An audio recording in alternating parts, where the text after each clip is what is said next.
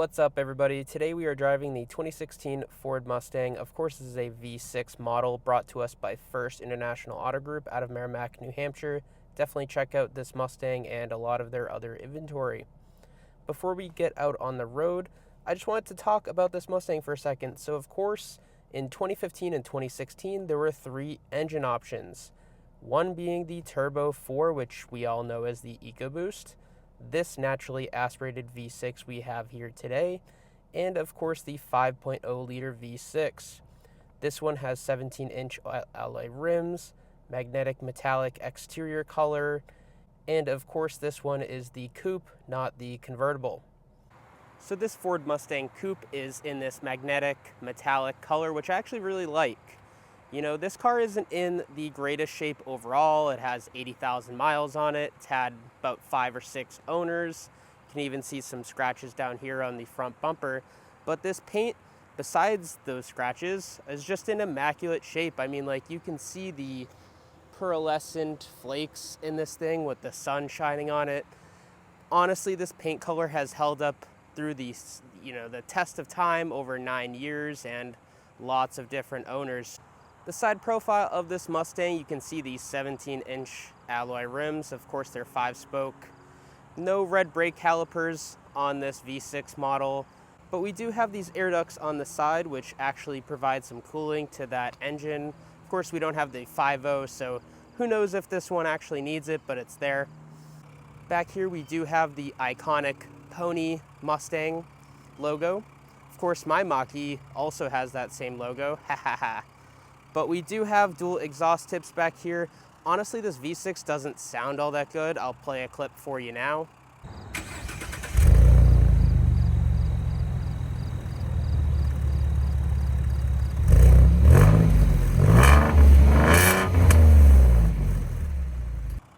But I do love these taillights. I think this looks just like the modern Mustang. I feel like they haven't changed it over the last, maybe almost like 15 years. Ever since the previous gen to this one, they haven't really touched the taillights, and I think these ones look good.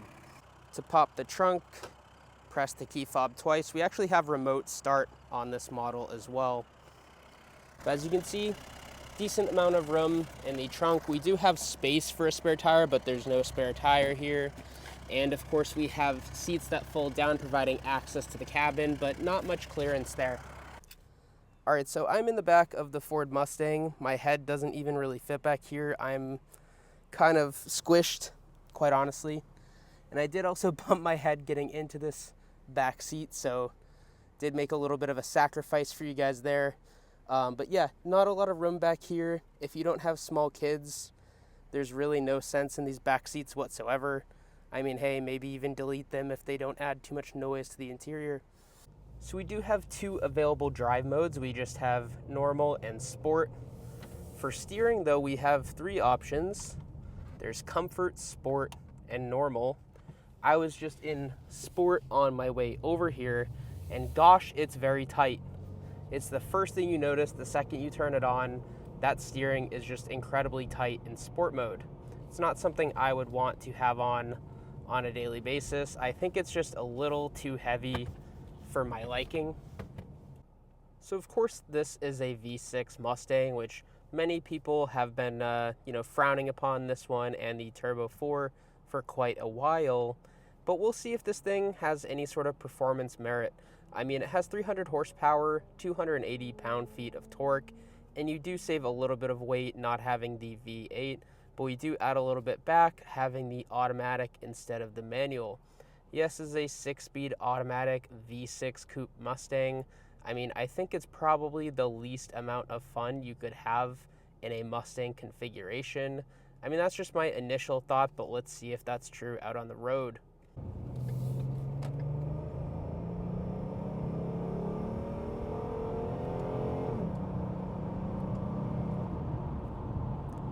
Yeah, no, it's pretty slow, and I did roll onto the power in 2nd gear, kind of giving a little bit of an early upshift to 1st as we went around that corner, just because I didn't want to be stuck in a situation where I had to upshift while also turning with the paddle shifters, because they're wheel mounted, so if I was hand over hand like I was, can't really shift at the same time.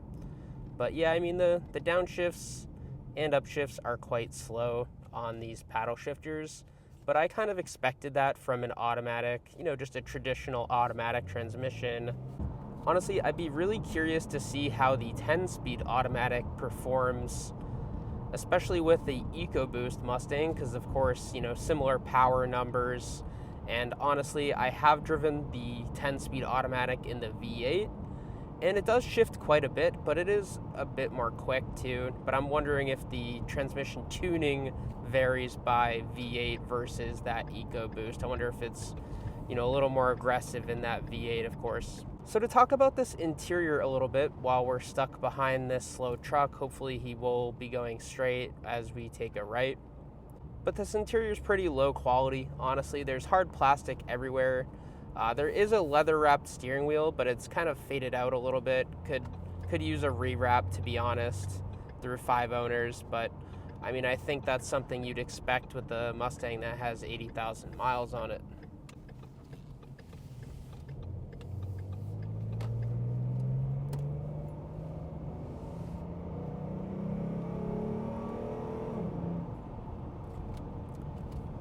So steering is pretty decent. I'm in normal mode and it feels quite direct, like I know where my front wheels are pointed, but honestly this thing doesn't have much theater to it. I've driven the V8, of course that one was I believe a 2018, so a few years newer, but it just had a lot more spirit. This V6, I understand why they got rid of it, because at the time the Ecoboost made more power than it still does to this modern day, but of course it made 310 horsepower to this 300 flat. And they're at that point, they're like, okay, well, we have this 3.7 liter naturally aspirated V6, which isn't all that efficient, doesn't make more power than our Ecoboost 4-cylinder, and honestly doesn't really sound good either, so why do we have it? And so after the 2016 model year, they discontinued this V6 and went on forward with the 2017 model year having the Ecoboost 4-cylinder and the 5.0 liter V8.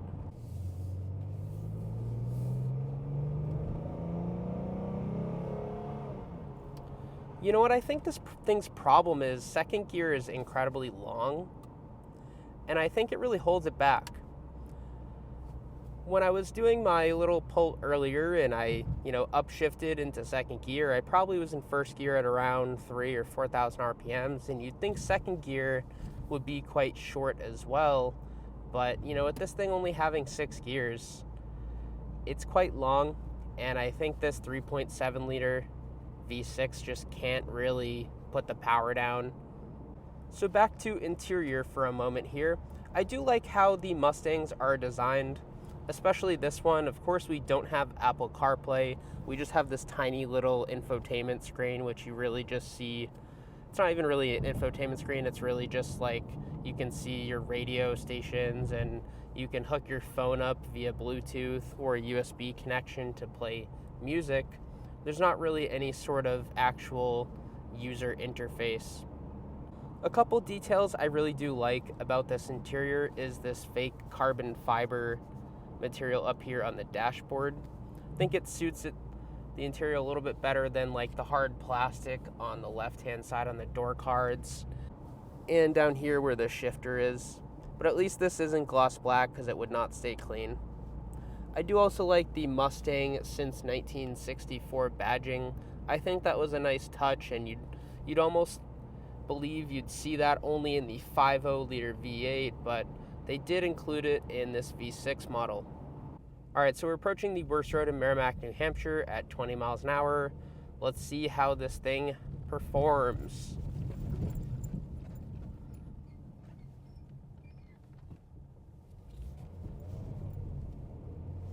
So this Mustang is quite stiff. The suspension system is really not liking the harsh bumps.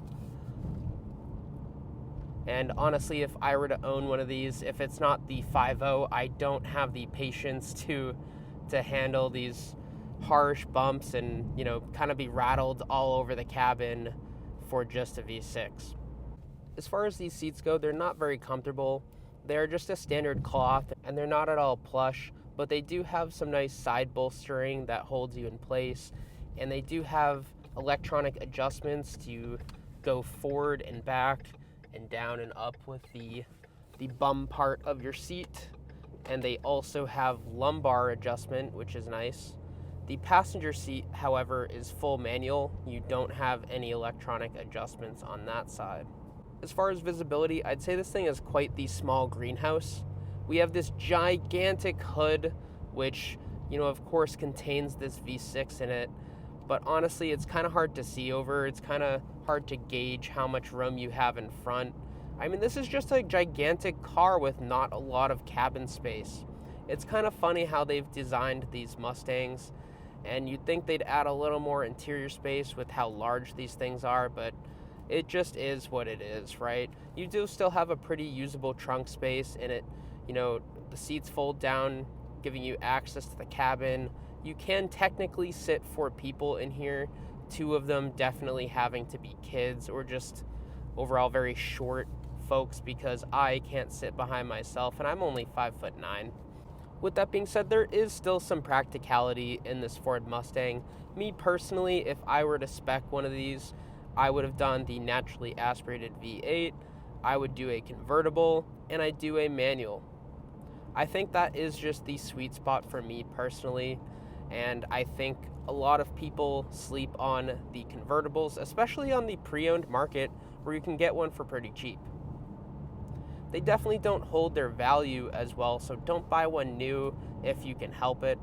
But in this 2016 model year, I think that would be a nice thing for me to do, and I think I'd be considering it in the spring if I'm shopping for a sports car at the time. Overall, this 2016 Ford Mustang with the 3.7 liter V6 and the 6-speed automatic wouldn't be my choice. I don't really recommend it for people who are sports car enthusiasts. There's just not enough fizz, not enough fun. The 6-speed automatic is going to slow you down. You'll have a much better time, even with the manual and this V6, though I kind of doubt you can make it sound good. Honestly, opt for the V8 if you can help it.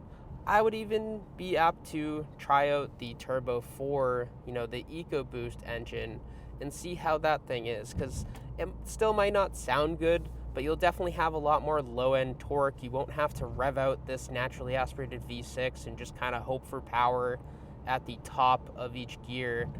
So, keep that in mind. With that being said, thank you all for watching this Auto Joe review.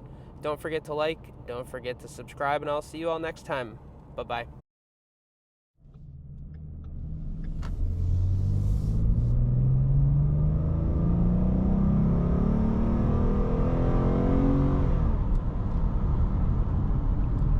Yeah, so this 3.7 liter naturally aspirated V6 in this Ford Mustang doesn't really sound all that good, and honestly, I see why they killed it off after the 2016 model year. Going forward for 2017, Ford decided to keep the EcoBoost 4-cylinder and of course the naturally aspirated 5-liter V8.